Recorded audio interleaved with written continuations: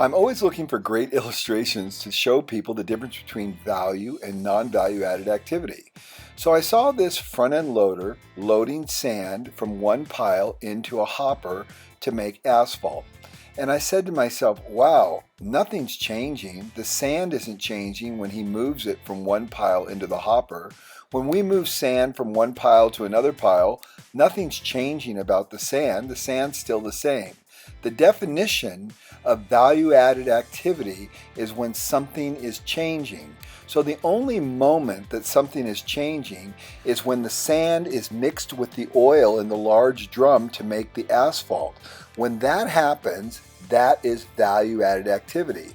So the transportation of the sand from one pile into the hopper is non-value-added activity.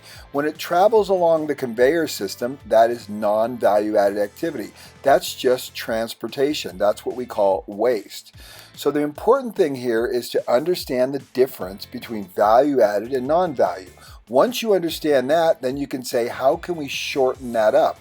So I looked at what this front-end loader was doing and I said, why is the front-end loader doing this? Well, because the dump truck unloaded his big load of sand in a pile and now it has to be moved to the hopper.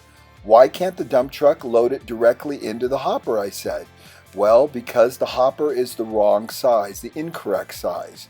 So then I said, we have examples of hoppers being large enough for the dump trucks being able to load directly into it. When we go to the crusher plants, we have huge hoppers that are very large and the dump truck dumps directly into it.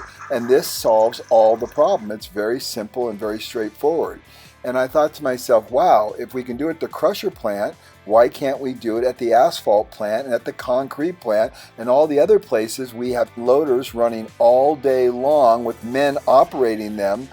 So I said, why aren't we just correct sizing the hoppers so that the truck can load directly into it and eliminate all the piles that we're creating all over the place? Because this is the waste of inventory. So you see, the waste stream is everywhere, but we have to think differently. And the question is, why aren't we thinking differently? Tradition, because tradition tells us this is the way it's always been done. Like, what are we thinking? Are we like brain dead?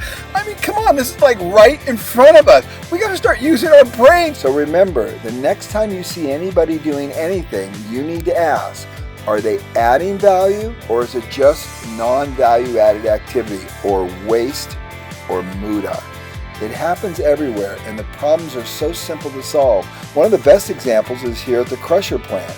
You know, when I came here about 3 or 4 months ago, I noticed that the dump trucks were dumping their loads right next to where the crusher was. And I said, why are they doing that? And they said, sometimes the crusher's not running, and so they have to get rid of their material. So I said, source management, why is the crusher not running? Well, because the crusher breaks down. And when the crusher breaks down, they get a backlog, so they create inventory. And then they have to go through the whole waste stream of a bunch of non-value added activity. But if you notice now, the piles are much, much smaller because they focused on the source of the problem, and that was keeping the crusher running and asking why it breaks down. And if you solve problems at the source, then you're not creating all the non-value added activity. It's really a very simple concept, and it applies to everything. It doesn't matter if you're in the office piling up paperwork, or on the job site walking around, or at a gravel pit moving sand piles from one place to another. Waste is everywhere. Our goal is to see the non-value added activity and shrink it down, make it smaller and smaller every day.